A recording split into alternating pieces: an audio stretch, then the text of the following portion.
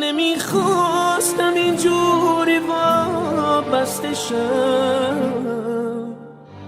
نمیخواستی اینجوری عادت کنی به هر کس که از زندگیم رد بشه، به هر سایه حتی حسادت کنی.